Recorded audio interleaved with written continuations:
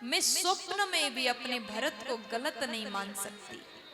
उसके बाद गुरुदेव के आदेश को प्राप्त करके महाराज दशरथ जी के शरीर को अग्निदान किया। अंतिम संस्कार भरत जी महाराज ने किया।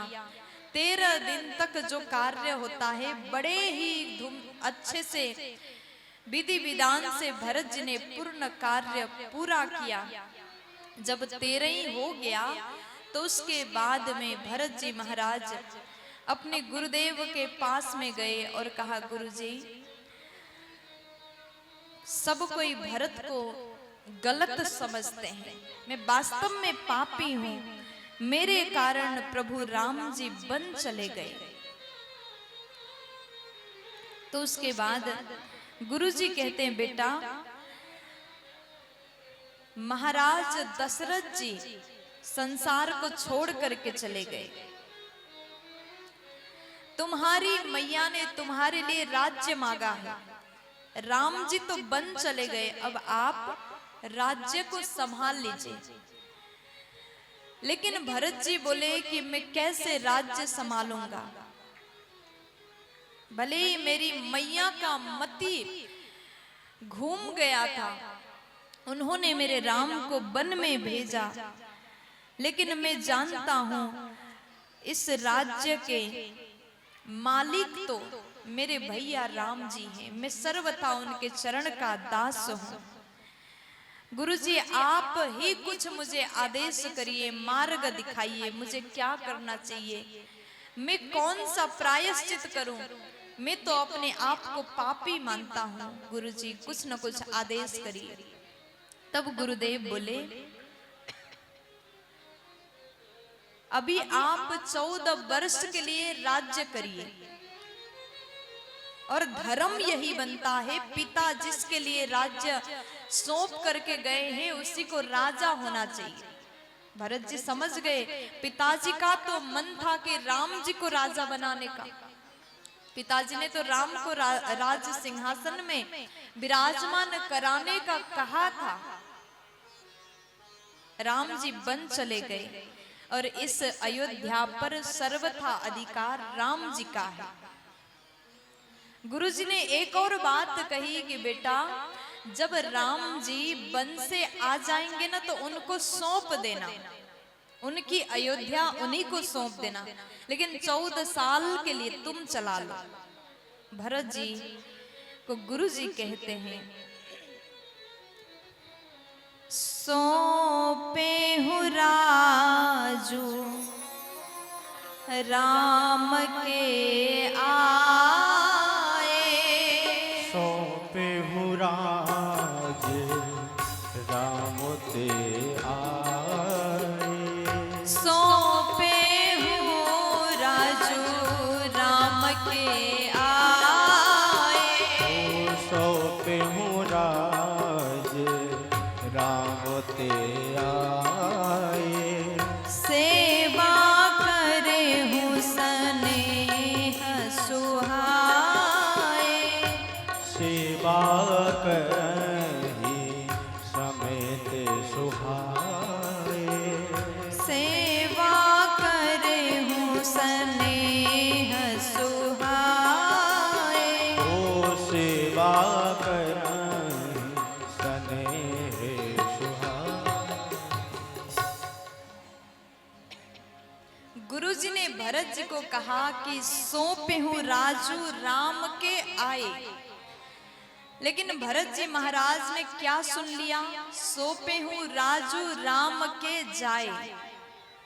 गुरुजी ने कहा, राम जी आएंगे तो आप राज्य सौंप देना, लेकिन भरत जी को सुनाई पड़ा, राम जी अभी वन में हैं, आप वहीं जाकर के राज्य सौंप करके आ जाइए। अब भरत जी को लगा कि गुरुजी ने जो आदेश किया यहां से हमको मार्ग मिल गया, और सभी ने अपनी अपनी बात सुनाया। मीटिंग बैठा हुआ है, बैठक बैठा है अयोध्या में, समस्त प्रजा राम के वियोग में तड़प रहे हैं, समस्त अयोध्या के लोग रो रहे हैं। अब बहुत दिन हो गए राम जी को गए हुए। अब उसके बाद में भरत जी महाराज गुरु जी से कहते हैं, गुरु जी मैं अपनी मन की बात आपको बताऊं। गुरु जी बोले बताइए आप क्या कहना चाह रहे हैं। तब भरत जी महाराज बोले, गुरुदेव मेरे मन में इतना कष्ट है, मुझे लगता है कि मुझ जैसा पापी इस दुनिया में कोई और नहीं होगा। मैं अपराधी हूँ, मैं पापी हूँ। मुझे नहीं पता कि राम जी को अपना चेहरा मैं कैसे दिखा पाऊंगा, लेकिन फिर भी जब तक राम का दर्शन मैं नहीं करूंगा ना, तब तक भरत के मन को शीतलता मिलने वाली नहीं है। इसलिए गुरुजी मैं आपसे पूछ नहीं रहा हूँ, बता रहा हूँ, मैं राम जी को राज्य सौंपने के लिए वहीं पर चला जाऊंगा जहां पर मेरे राम जी गए हैं। भरत जी के इस बाणी को सुन करके गुरु जी भी अति आनंदित हो गए। भरत के प्रेम को देख करके गुरु भी गदगद हो गए। और भरत जी ने कहा कि मैं तो जा रहा हूं राम जी से मिलने के लिए, और कौन कौन साथ में जाना चाहते हैं, मेरे साथ में सब चल सकते हैं। कल सुबह होते ही हम लोग संपूर्ण राज्याभिषेक की सामग्री लेकर के अपने भगवान को राजा बनाने के लिए वहीं पर चले जाएंगे। जरूरी थोड़ी है कि अयोध्या में ही आकर के भगवान को राजा बना दिया जाए।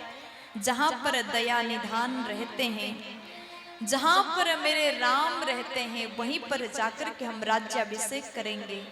और जहां राजा रहेंगे वहीं पर प्रजा भी हम रह लेंगे। भरत जी महाराज ने जैसे कहा, समस्त अवधवासी हर्षित हो गए। भरत भैया आप वास्तव में धन्य हैं। भरत जी महाराज संपूर्ण तैयारी के साथ में चित्रकूट की ओर अपने राम को मनाने चले। भरत चले चित्रकूट हो रामा, राम को मनाने। भरत चले चित्रकूट हो रामा, राम को मनाने। भरत चले चित्रकूट हो रामा, राम को मनाने। ओ भरत चले चित्रकूट हो रामा, राम को मनाने। राम को मनाने मैया सीता को मनाने। राम को मनाने मैया सीता को मनाने। राम को मनाने मैया सीता को मनाने। राम को मनाने मैया सीता को मनाने।